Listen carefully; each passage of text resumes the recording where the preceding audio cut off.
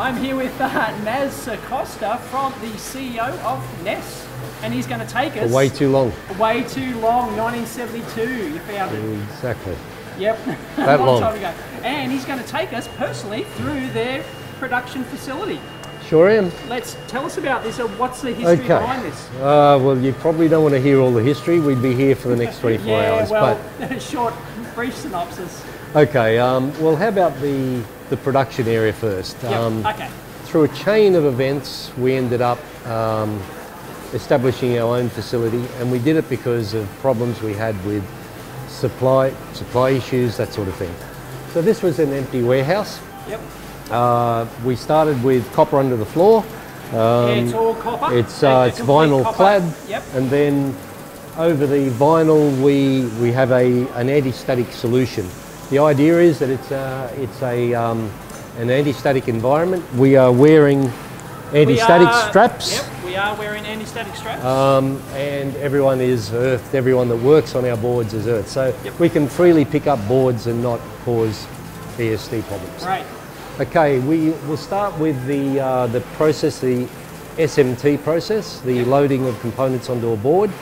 We use Yamaha equipment because it's flexible equipment, it's quiet, unlike the big Panacerts and Fuji machines, the turret machines that pound the floor and sort of like a mini earthquake. Yeah. The other beauty about it is that it's a very modular system, so that if we need greater capacity, we split the line, we insert another little machine, and we've got greater capacity because we have enough capacity at the far end of the line in our Heller ovens that do the soldering. So essentially, this one little line here is the equivalent of probably about 600 girls inserting components overseas, sort of sitting down at benches, inserting components onto a board and pushing them down with a paddle pop stick. Fantastic. Which is what used to happen. What sort of investment does it take to set up a full line like this, like ballpark? It's in the millions. It's in the millions, yes. Right. It is, yeah. But surprisingly, our equipment has been extremely reliable. Yep. Another good thing about Yamaha, but more to the point is that once a month, we close the factory, everyone has an RDO, and we maintain our own equipment, all in-house. So, how old is all this gear? It's at various sort of ages. The first lot of the equipment is Exicom, used to be an AWA company. Right, so you actually bought it second hand? We bought some of that. There's some of it, a lot of that has been replaced, but there's a couple of pieces that still remain. Along the way, we've bought new machines like this one. Just awaiting the process. So we have a board stacker at one end. So this stack of bare boards go into a feeder. First stage here, and you can just see the process barely. It's silk screening the solder paste onto the bare board, and that becomes your soldered joint. Similar to a silk screening process, a painting silk screening process. Everything is automated, so the board, that board is ready to go on to the next process. It's fully automated. The computer knows where everything is, so it's just awaiting the following process. Now, each machine here is, how would you put it? It's a full vision system, so we have cameras that monitor the process. So boards awaiting the first pick and place. Now this is what we call a chip shooter machine. This is one of our later machines. It's rated at 17,000 components an hour, to give you some idea. And we're actually achieving about 15,000 components with optimization, which is damn good. Is that a dual-sided? It is. So we've got 8 heads aside. You can see the size of the components. Well, you can barely see them. That's an 0603, And so while one side is picking... we have a pickup error. Okay. Oops. Okay, now that's the beauty about it. Number one is that it's a full vision system. when it starts, when the process starts, you'll see that it's picking up components. Yep. It's going over that little, see where Yes. that light Yep, the light. pops up? That's the camera. Yep. That's checking to see if the component has fallen off or whatever, because it actually picks up the components with suction or Yes, it does. with vacuum. So if it should fling one off or it hasn't picked up properly, process stops, red light comes on, operator comes along and sorts of thing, but it will not load a bad board. Yep. That's the beauty of it. And does it have to go so you can fit all of your components on this one machine? Or Yeah, does it have to go through a second? No, we have multiple, depending on the boards, I mean, but what we do is we have multiple chip shooter, pick and place machines, and they share the load. Got it. And that way it just speeds up the process. Okay. You can so see that can't automatically go into there? It will when it's ready. Okay. Right. Now we have that split so that we can freely walk through here to get to These our are all your screens? our screens or whatever. Can we have a look at one? Will you be able to pull one out? There we go. Yep. Yep. Excellent. Okay, And you how can many see it's a different- nest of boards. You're right. Yeah. It's a complete So our boards are panelised. Yeah, It doesn't just panelised. build one at a time. Yep. And these, so how many different products do you assemble here? Just your own products, because you do subcontract as well. Yes, we do. Any idea? Many hundreds. I won't Hundreds. say it's not thousands, but it's many hundreds. How do you juggle hundreds of different products on just two lines? Okay, the beauty about it is that the equipment that we've got is highly flexible. Yep. And it's another good thing. We have a sort of, it's almost like a pit stop sort of process where to change a line doesn't take us all that long.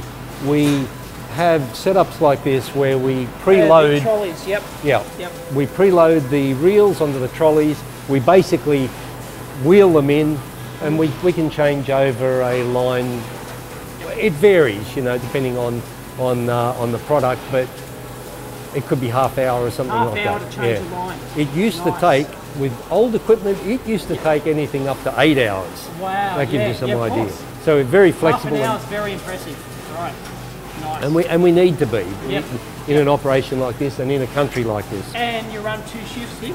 We run 2 shifts. We have run 3, or we do run 3 where we need to. We've run weekends or whatever, but the capacity is surprisingly high for such a small plant. Yep. Surprisingly high. Absolutely. Like I was saying, we build 10,000 boards for a contract customer a month. A month. And that's just one customer. Got it. Anyway, so we're on to the next machine, which is another pick and place.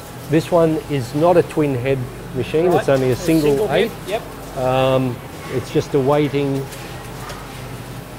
the board coming out of that process, being passed on to this, This one, yep. which we'll see in a moment. You might want to, and then eventually, once it comes out of this machine, it goes on to onto the third machine, which is okay.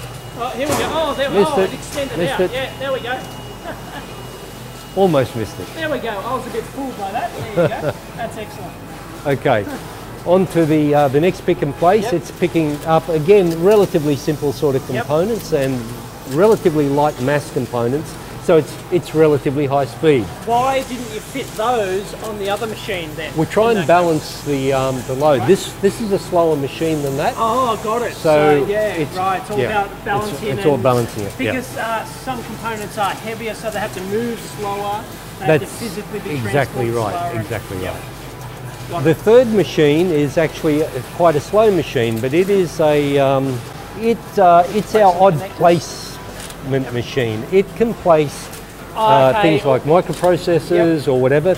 It's capable of orientating the component, turning the component around 90 degrees for argument's sake if it needs to or whatever. It picks up things like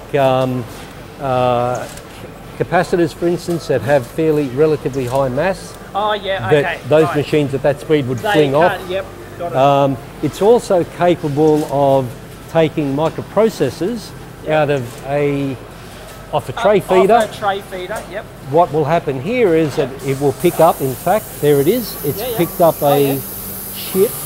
Oh, and it shoots it along. And it shoots it into the back machine. end. Yes. Oh, okay, that's neat. Yep. Really neat.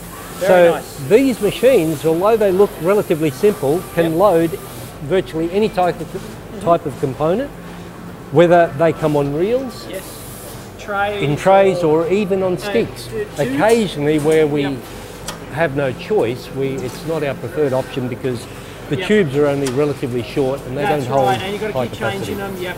Yep. But if you run out of components sometimes and that's all you can get, that's it. The machines are capable of handling it. And you've got a huge component store over the other side there. Yep, again we run a Kanban system here, and again a walkthrough. Yep. Wow.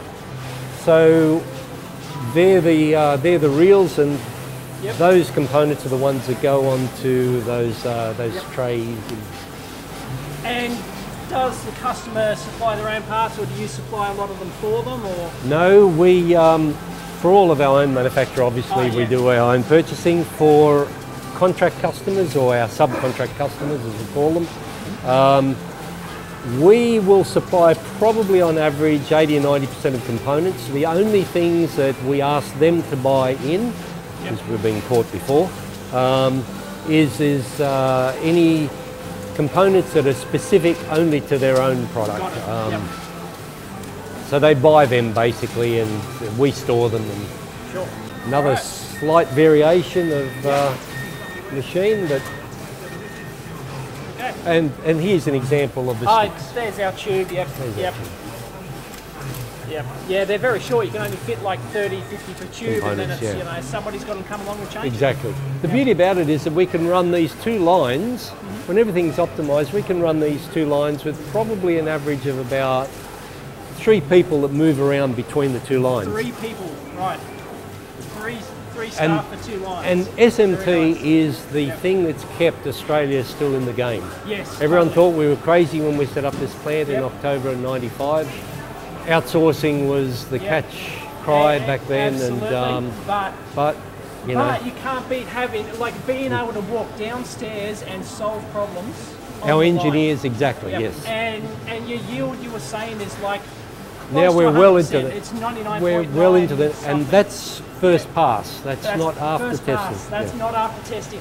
So that's straight out of the machine. That's exactly right. Very impressive. Yep. Okay, so the process is that there is a small inspection station that we use on some boards. We don't have to use it everywhere. Yep. Then, of course, you have your Heller ovens. Yes. Nice. And do you use a similar profile for most boards, or do you always have to keep changing the profile? Do you find that one profile works? It's a good question. We do change profiles depending on the type of board.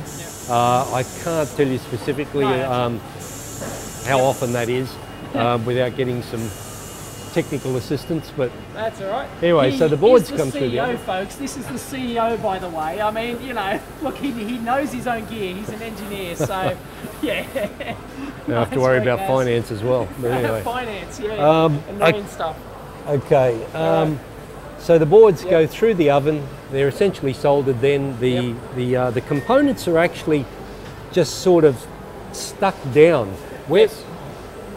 The pick and place machines just sort of sit the component onto the board. They've got a sort of a sticky back to them, and so they just remain in place. They only have to remain in place through the process until they go through the oven, and the oven then solders at solder paste. It's already been preloaded to the board, and then they come through the process, and they go into the trays. And they pop out into the trays here. That's it, yeah. Excellent. And do you do only single-sided load, or do you do boards that have two-sided load? Two-sided, but they've got to go through the machine a second time. So we load. Damn good questions. So we load the surface, and it's an interesting sort of a thing in that the components that are loaded on the bottom have to be glued down. So we have a gluing machine that we kind of did we bypass that? We bypass that. Okay. We actually only, because we don't do that much double-sided sort of work, we only have a glue machine on one line. Got it. So, you know, we bypassed it on this first line. Yep. So, okay, so the boards are then in trays. They are in trays, there we go. They're all ready to, they're all assembled. And they've got some big thermal mass stuff on there too, not just little SMTs, some large thermal mass. Now, some boards that come through the SMT process are 100% ready for testing, but probably most won't. There's still some degree of either hand insert or whatever, or even automated insert. But hence these huge connectors on there. Exactly, those things enormous connectors. Yep. Now, things have changed over time. When we first implemented this plant in October '95, we had perhaps 20 or 30 girls doing that hand loading. Such was the sort of the state of the nation on what was available in surface mount, or might have been a cost sort of issue or whatever.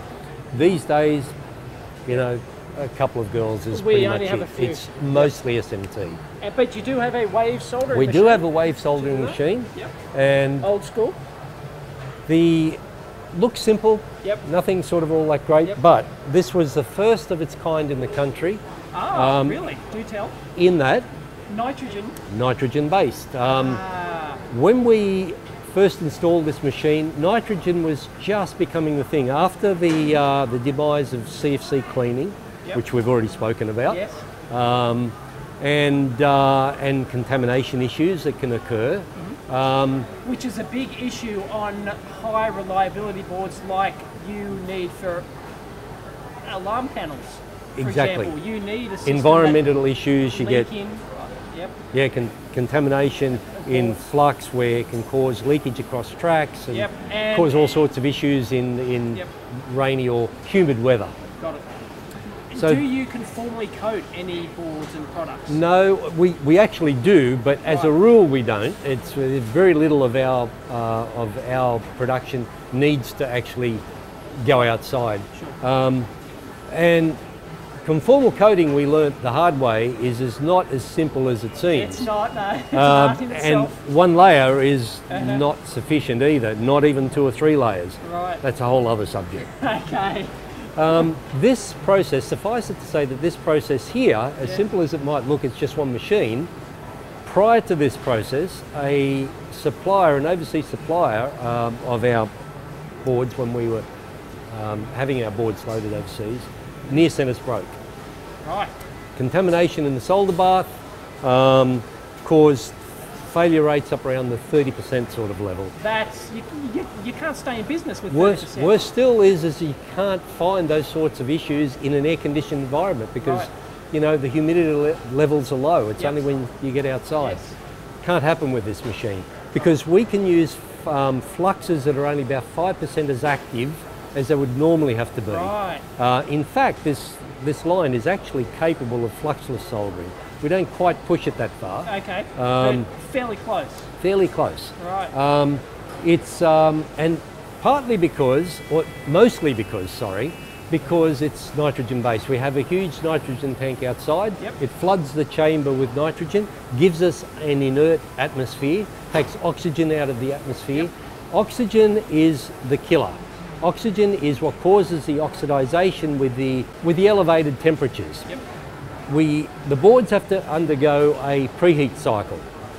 This particular machine is actually fairly advanced in that it's capable of reading a barcode on the board, and you can mix and changing its profile. And changing its profiles, exactly. Very nice. Meaning that if you have largish boards with large thermal mass or whatever, or different types of components, to very small boards, it can change not only its temperature profiles, which are stored in memory and are displayed. You can see those? Yep. There they are. On this screen. It also tracks your the progress. That's going through the preheat cycle there. That's going over or it's about to hit the wave of the bath. And we have, if you want to stand up on that, you might be able to. Stand up there. I've done this before. Whoa, there's our molten bath down in there. The interesting thing is that we have multiple waves. Yep. Oh, multiple waves. Okay. And you'll notice that as the board comes up, that the wave sort of suddenly rises. And here we go. Board's coming in. And the multiple waves prevent things like shadowing. Yes. As the board passes through at a certain speed, there's a shadow where solder doesn't get on the back side. Especially from boards that have from components that are, say, perhaps through hole with leads that are either poke through a hell of a long way, or they might be a can, for argument's sake, you know, with these little tabs that poke through. And it gives us much better yields. It prevents things like short circuits and that sort of thing. And there's our fully wave soldered, because there's no components on the bottom. No, that's right. Yeah, that's the interesting thing. And precisely that where we have components on the board and they're glued. They'll go through the wave solder process. Still go through. So far, it's fairly, I would say, typical of fairly typical, except for this particular machine. Very few people have, you know, a wave solder machine as good as this, but we really don't need it that often because most of our soldering is done in the SMT process. What do you got here? This is probably magic. Now, flying probe was in its absolute infancy when we bought this machine. Which was around when? What day? Soon after we set up the plant. It would have been late 90s, probably no less, 95, probably 97. 97, okay. Somewhere around there, 98. I could be mistaken, but I won't be too far off. Now, every board has to be tested. At least we believe it does. Every single board. One way or the other, we test every board. We don't rely just on batch testing. Now, everyone's always struggled with testing. From the bed of nails test to you know, to dedicated pieces of test equipment. When we design a board in R&D, we spend almost as much time sort of building and designing test units. You have to. We saw this particular machine many years ago at a show, and it was being used to test computer boards at the time. There'd be an operator that stand here, would open this lid, place the board. The board would read the fiducial marks and error correct, and then he'd wait for a couple of minutes for the board to get tested. It sounded like it had some merit. We hoped that this process might be good enough to automate, so that you didn't have an operator here standing here, or whatever. That we could just comes in. The boards just come in. We were wary about the longevity of the probes. We got 6 probes, and you know, you can imagine these things working, you know, how many hours a day. So we tested one of these machines for 3 months. They were the company that we were dealing with. Were gracious enough to allow it to test, and also to compare with another machine. This other machine looked way more impressive. It was a magnetically operated machine. It sort of stood about this high. It was, I mean, your heart said that's the one you wanted to buy, but ultimately this one was way more reliable. So as basic as it might seem, it's been an incredible machine. And what life do you get out of those probes, do you Probes, it's in the millions. It's in the millions of probes. So we don't have to replace them all that often. Way better than we expected. Now, what's the beauty about this machine? Number one, it's flexible. We take the Gerber files that we generate in R&D when we're designing the PCB layout.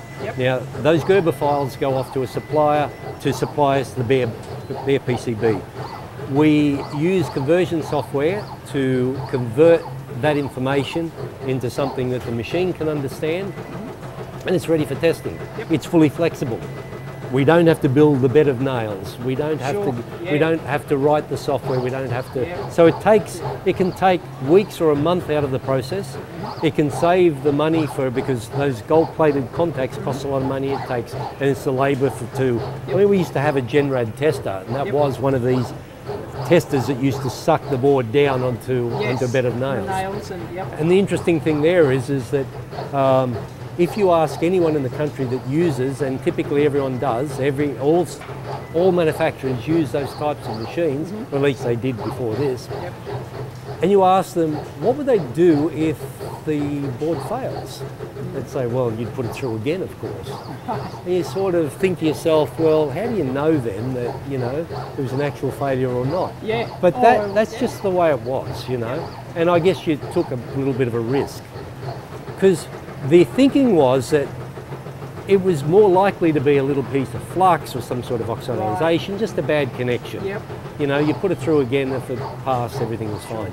Well, with this thing, it's a little bit more intelligent than that. What happens is that as these probes come down, they're doing a test. They can do everything from you know, measuring components, a resistor's a resistance or a reverse polarity short circuit, all sorts of things. So you're putting a known good board, you would get a board profile. Yes, but it's a static test. It's not underpowered. It's not under. But does it have the capability to power up and do? Not this particular machine, but we'll get to that a little bit further down the track. Awesome.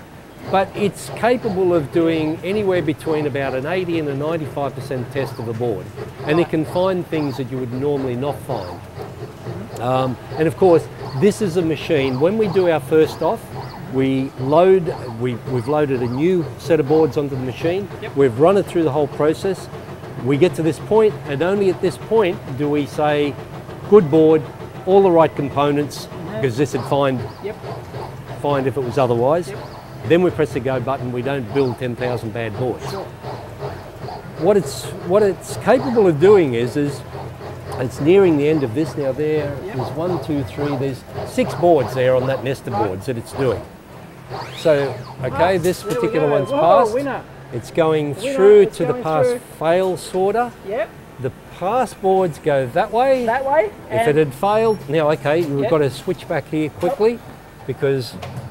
Okay, now you're measuring the fiducial marks. Ah, yes. Yep. Error correcting. Board alignment. Yep.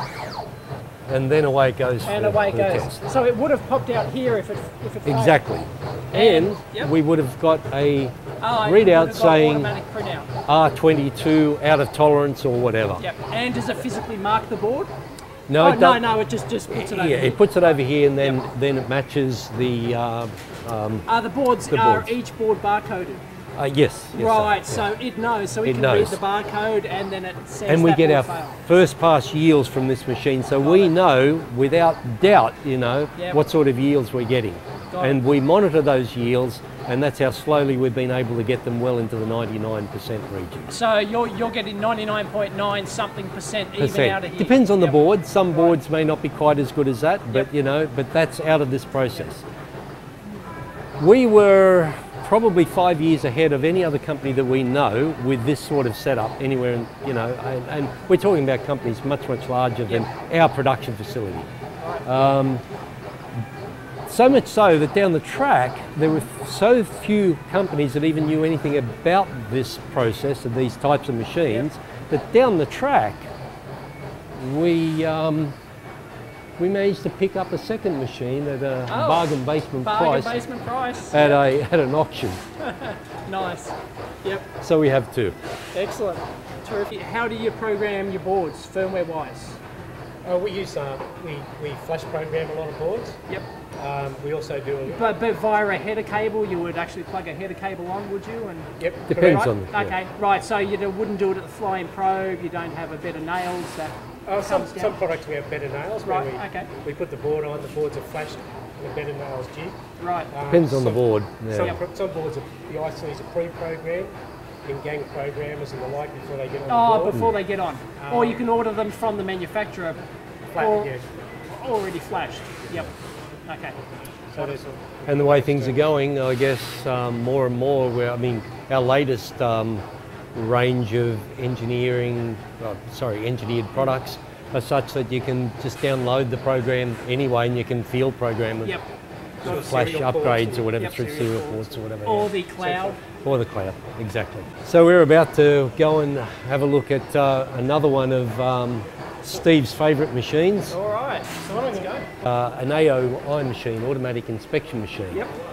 We, previous to this, we had a group of girls that would sit down and inspect the machine for anything, for, you know, things like joints or whatever, and even little cosmetic things. Some of our customers are extremely finicky about things like alignment. You know, a pin header. They didn't like pin headers sitting at sort of 20 degrees or whatever the perpendicular. That indicates a poor manufacturability. It's to some it's important. So, so to take as much labour out of the process, because again that's what keeps us in the game in this country. We invested in this machine, which was the latest of its kind at the time. It has 6 high-definition cameras and is actually capable of even inspecting solder joints to a standard. Right. Top of that, you can train the machine. You can see over here on this monitor the sort of magnification that you can get. Yep. And you can train the machine to look for things. It could be anything from, you know, the alignment of a header or whatever, to such things as, for argument's sake, we may have a chip that, a garden variety chip, that we may have several different brands of. It might be a simple sort of, you know, CMOS chip or whatever, a gate or whatever.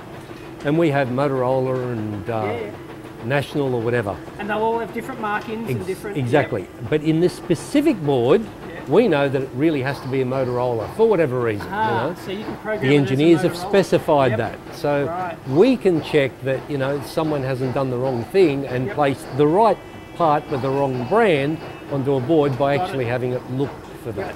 There are many other examples of what this machine can do. So you would bring the boards on their stacks via a trolley over to this line? Well, again, you can see that we've got an inline sort of a process here, that it's actually coupled up with our flying probe tester. Oh, right, okay.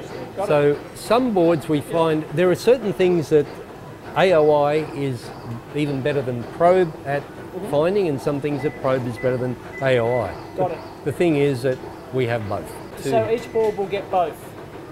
Flying probe and... Depends on the board. Got it, okay. Got it. Good to go? Good to go. Ordinarily you couldn't run the machine with a guard open. Yeah, of course.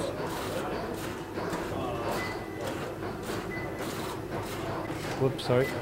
If you want to pan around to the screen at some point. And there we go. That's a nice even light too, that lights it with. Very nice. Beautiful. Yep. I can stop a... Beautiful image. And these 6 different cameras on there, can it test 6 different things at once, or it's just... It's for a 3D view. Yeah, right, so it's actually a 3D view, right. I'll just show you what it does with the cameras. So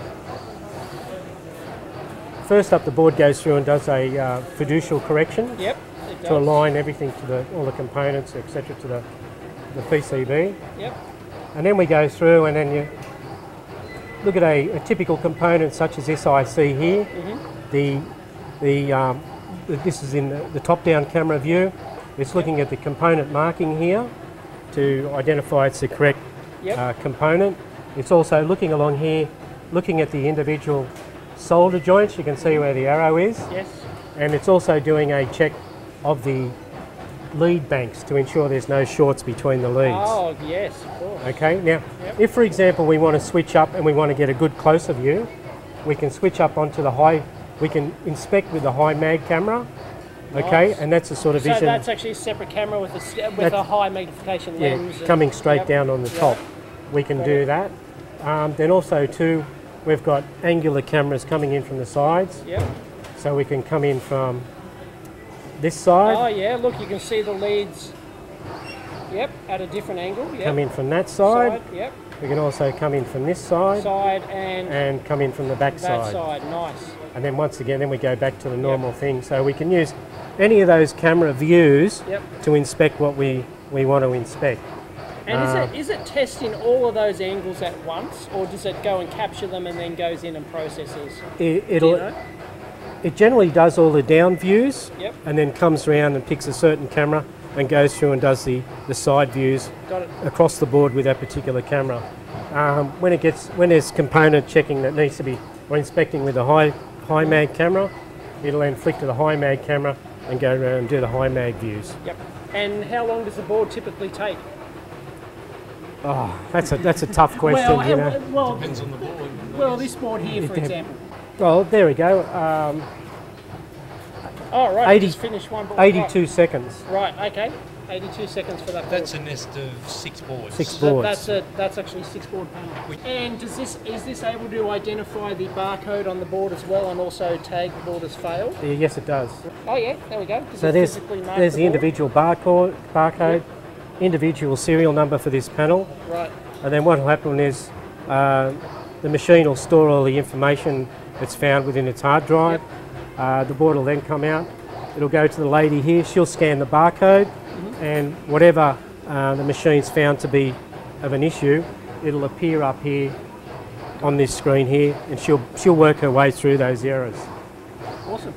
What necessarily the machine may find is an error, may not necessarily. A machine has what's called false calls. Yep. We basically can't. There's so many variables, so many variations that you do tend to get false calls. So does it auto-identify the board when it comes in based on the barcode and load the testing profile for that board? No, we've already pulled up. We do hundreds and thousands at a time. Yep. Oh, okay, right. Yeah, so we all the conveyors are adjusted, the magazines are set, the programs are loaded to suit that particular board. It doesn't matter where you pick up a board, Yep. it'll be clean. There'll be no flux residues. There's no flux residue There's no on that. cleaning. It's beautiful. Yep. No cleaning involved or necessary. And you can see the V-grooves. You find that V-grooves are the best solution for most of your boards? That's another interesting thing. Yeah. Obviously we gain efficiency by having standard sort of widths, and we try and design to standard sort of sizes or whatever for productivity reasons. But the V-grooving, years ago when other contractors were loading our boards, in the very early stages, some of them were actually just snapping. The V-grooves are designed to be able to snap the boards snap apart. off, yeah. We don't do that. And when the machine comes along and actually puts force on the board, they can warp if you don't design it right. Well, what's worse is that we've come up with a whole set of design rules. For instance, things like we don't place components within 5 millimeters of an edge or whatever because of the stresses that you can get because of the separation of the boards. Now, I'll show you something that's important. It looks pretty serious. There's our depanelization machine. Well, what did that machine cost us? We've got a couple of them. I'm sure that they cost us something like $7 grand a piece. $7,000 for a depanelization machine. Yeah, that's probably going back a ways. Maybe they're a lot cheaper these days. I don't know. I think they're about $5,500–6,000. Are they? Yeah. Each blade is worth $500. Wow, $500 a blade. Yep. But the point is that we do this to eliminate the stress that would otherwise be caused. Yeah, they can. Yeah, no. If you actually snapped it by hand, there's a lot of stress. A lot of stress. You can actually, you can damage. I mean, believe it or not, even this can still cause stress within a few millimeters of the edge, and that's why we have our design rules. Yep, absolutely. But it's the processes that give you a good board in the end. That give you this sort of quality. It's really the design is one thing, and the manufacture per se or the testing or whatever is another, but it's a sum of all of these individual parts. Yep. Because if testing and the inspection's a feel-good thing. Yeah, that's right. But you can't... You've got to stick it in. It's like building a house. Exactly. If your foundations are no good, the house is going to fall down. If you get all of these things right, then you're almost guaranteed a good board. Yep, absolutely. Or even worse, there's these components you can't test for, like capacitors, for instance. Exactly. They can have long-term failure rates. Yeah, you can get a fine crack in the component that you cannot see even with a... Exactly. And it'll pass all of the tests in here, but go out in the field. Out in the field, moisture. Yep. Have you had any major field production, like field issues like that, like, you know, where like, oh, it just snuck through all your tests? Hand on heart, I can say that since we set up our own plant here and it's under our own control, we haven't had a single solitary, I call it major issue. Right. Sure, you might have some little minor things, never anything approaching the sort of disasters that we used to be commonplace. I mean, we used to have almost a disaster a month, but you know, I mean, not and a major one perhaps a year. And how many boards would be involved in a major one? Sometimes, like I say, probably the most extreme was that 30% failure rate. 30%. But like out in the field, would you have like 10? Would you have like shipped 10,000 boards and had how many? You know, and had to go out and repair them? No, well, fortunately, we've never had that. We had an issue many years ago with a fracture in a capacitor. Yep. And that caused, I'm talking quite a lot of years ago, it might have amounted to 5,000 or 6,000 boards out in the field. Yep. Fortunately, the nature of the failure wasn't that critical that it came to a sort of a recall sort of situation. The capacitor was actually, it was a filter cap. Right. So basically, unless you were in a sort of a bad environment it really, you'd never know. Exactly, because you usually over-engineer the filter caps anyway. Exactly. So, and another time we had a leakage sort of problem, but that was really more a component failure. Since we've been under our own control, we haven't had any of those issues out in the field. Awesome. Really. And that's the last 20 years now? October 95. That 95. Is in firmly. We used to spend many minutes, if it's a very complicated board, it might be 5 or 6 minutes, testing a board under powered sort of conditions. So, you know, and in the early stages, a typical control panel would be set on a jig of some sort, and you'd exercise all of the inputs and look at outputs, and you know, it was a long-winded sort of a process. And how much cost would that add to the product? How much would that, would it be 10% of the product cost? Well, you only have to look at sort of with your overheads to cover your overheads. I mean, you know, every minute probably costs you $1 in overheads. You know, it's one of those sort of situations. These days, because of our process control and because of these other sort of automated test machines, our processes in place, we only need the sort of testing that we need at under power is a sort of tests that might be used, for instance, to test amplifier noise, voltage settings, or that sort of thing. Or perhaps for an RF sort of thing, where we still have to, we don't have to do this often, but output power or say frequency or whatever, tune for frequency. So typically our tests might be anywhere from 10-20 seconds up to maybe half a minute or whatever. We test for things like even a simple product like a PIR detector. Oh, now, okay. People sort of people can't believe we actually even build a PIR in this country. I know, it's stunning. Well, we do. And it pays you to do that financially, or you just like to have control over a bit of quality, both. Right? A bit of both. I mean, our products are renowned as being as bulletproof as they can be. People expect to put up a detector these days and not have false alarm issues. And not touch it for 10, 15 years at least. People expect the battery in a wireless detector to last for 8 years and that sort of thing. So we build our products, we engineer our products, we build our products to last. We replace them now. If a product goes faulty under warranty or whatever, we bin them. We don't bother repairing them. So, you know, in the long run, we get a payback that way. Right. This little tester is a home brew machine. Yep. We tool these. I don't know what material it is, to be honest with you, but you know. That looks like some sort of Delrin material. Or something like that. Sort of we have it all tooled, and we have one of the engineers sort of design in fact we have a dedicated engineer. Oh, okay. Yeah. Lead is off, battery low. Yep. Yep.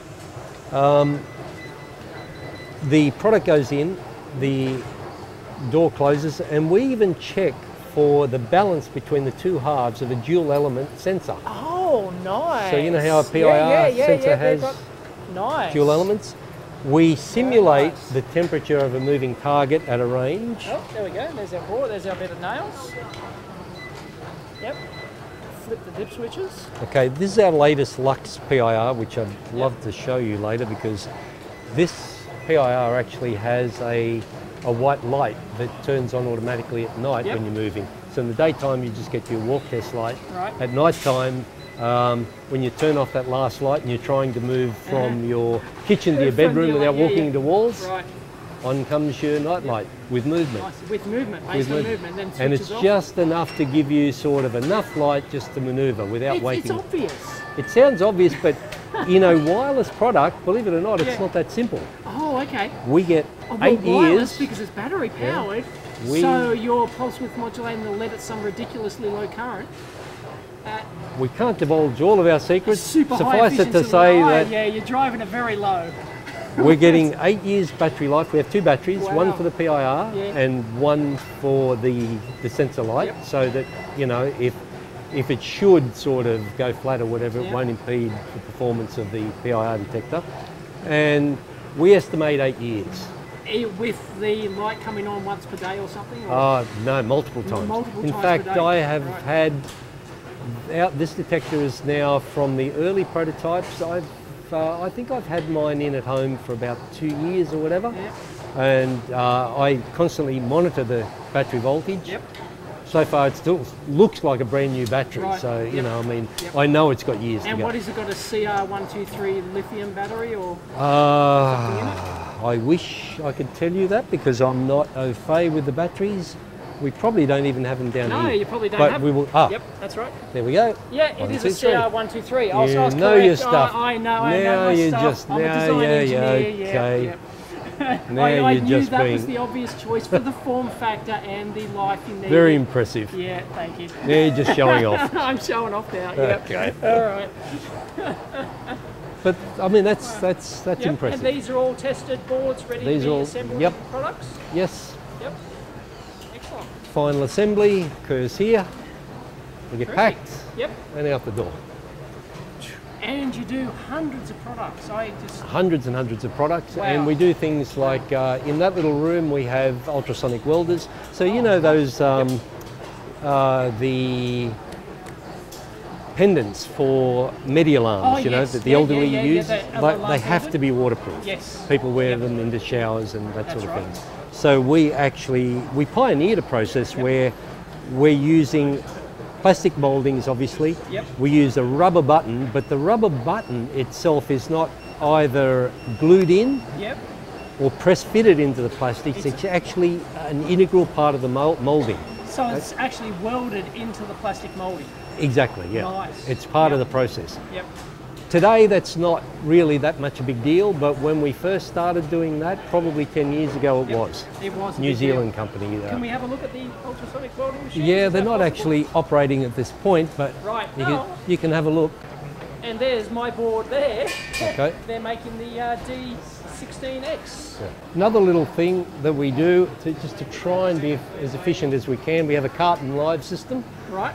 To try and keep as many sort of boxes and things out of the out of production, off the floor, and try and keep it as dust free as possible as well, because cardboard creates dust or whatever. And everything, dust, so we feed components, boards and things in via the carton live direct from our store, our component store.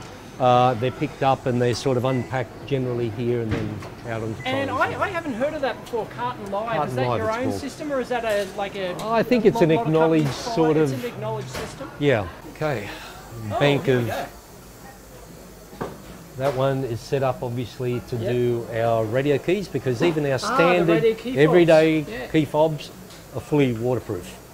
And have been since probably the early 90s. I didn't know that. I've just got a crappy one from MCM, which is not waterproof at all. Oh, we can't say anything about our opposition. They're all good people. Yeah, they are. Okay, so that sort of thing. This one's doing our Medi pendants. Yep. I can tell by the shape. Yep. How much is one of those ultrasonic welding systems? I'm not sure what they go these days. There's various types, but probably these particular machines are probably, I don't know, 8 to 10,000 new. Okay. And and of course, then you've got to set up your little You've got horns. to do the custom jigs and everything else. Yeah. Yep. Nice. The horns, they call them. Objet. This is an Objet Eden 350V. Tell us about this one, Ness. Well, you know, 3D printers these days are really not such a big deal. No, you know, it doesn't. But the thing is that this is our second generation of product. I mean, we've had a 3D printer for so long that back in the days we bought one, we were using external resources or an external company to produce our prototype plastics for things like we design. And there's the there's the sensor housing. Sensor housing or whatever. And you can do great things like this chainmail. Straight out of the machine. Straight out of the machine. Straight out of the machine. And this is like a 6-digit price machine, right? Well, something like that? They've come down dramatically. Like I say, from $1 million, I think we bought our first one at about $250,000. $250,000. And this is our second generation, has greater capabilities. It's a better machine all around, but it's still an Objet. And we probably paid under 200K for this one, but and we've had this for years. So that's how long we've been doing this sort of stuff. And we do it because, you know, I mean, look, we do everything in-house. We've got full capabilities. So from concept to industrial design, hardware, software, we do everything to out the door. The importance of this is that we generate our CAD files, our industrial design CAD files. Those files go off to a tool maker to produce the tooling for the housing. In parallel with that, we could be running several different versions, if you like, and we can be testing everything from clipping actions to, you know, we can be putting real boards in there and doing walk tests in a PI, in the case of a PIR or whatever. We can clean it all up, paint it all up, and for all the world, it's like the finished product. So we can be doing our brochures and everything. So we're doing things in parallel rather than in serial, which is the way things used to be done. So time to market could be 3 months, you know, a 3-month difference. And when you've got hundreds of products and you're always developing new ones, it's important. And how, with your PIR sensors, who does your Fresnel lenses? Fresnel, little things again. Our lenses, we have stuck with the company called Fresnel. They are the authority in lenses. Now, a lot of people don't understand this, and this is why, I mean, you look at our PIR detectors, for argument's sake, and they're of a certain size and form and fit, and they cost perhaps a couple of dollars extra. It costs us something like about 4, 5, 6 times in some cases the price for a Fresnel lens compared to the lenses that we can buy out of Southeast Asia. Difference being that we get something like about 30% greater captivity, you know, of energy captivity, you know. In each beam, in each focus. And that translates, how does that translate? It translates if you're in, say, in the field of whether it's TV or whether it's two-way radio communication or whatever, everyone will tell you that the antenna is everything, you know. The greater signal you can get in, the less gain that you then can use down the track, lower noise, it translates to lower noise, and greater greater immunity to other sort of airborne interference sort of signals. And PIRs, the biggest single problem with PIRs in the early stages was definitely, it wasn't so much environmental. A lot of people didn't actually realise this. It wasn't that it was detecting false sort of heat signatures moving or whatever. It was in fact RF. Oh, RF. For a number of reasons. One, because the sensors were in their early days, they weren't as they are today. They're RF hardened and whatever. But predominantly because you're playing with signals that are microvolts. And you're trying to amplify those signals. it takes bugger all, and especially when you're hanging these things off a line, you know, a line, exactly. off a wire going back to your control panel, the amount of RF that you pick up at, and it doesn't matter how well you try and filter these things. Right, so there's no point trying to filter it. No, because you may be very successful at filtering out certain frequencies, but you know, it's going to be tuned. That bit of wire is going to be tuned with your electronics at a particular wavelength. Something is going to get through. Yep. And these days, let's face it, I mean, you got so much airborne stuff, it's crazy. Let alone the other sort of things. You've got electric motors that sort of, you know, that switch on and off and all of these sorts of things. Now, we proved the hard way back in the installation days, you know, that that was the biggest single factor. So we tried to develop products that would be inherently more immune, if you like. And the lenses was one of the key sort of parts of gaining that reliability out of the PIR detector. Yep. So you wouldn't have to gain it up as much. You weren't as susceptible to the RF. And, it all makes sense when you Well, thank you very much for the tour, Ness. Tremendous. Circosta, founder and CEO of Ness. Thank you for coming. Thank you for your time. Thanks, mate.